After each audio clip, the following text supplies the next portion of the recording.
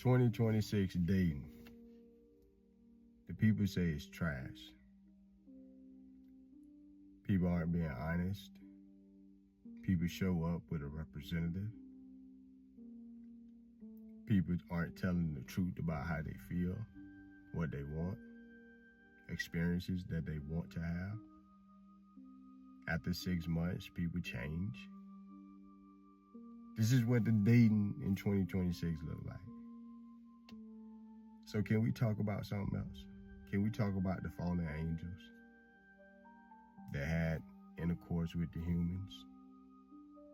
What happened to the giants? Let's talk about something else. Because the dating in 2026, that shit ain't gonna change. Because everybody is broken and nobody want to get fixed. So let's talk about something that really matters. Change your mindset and you change your life.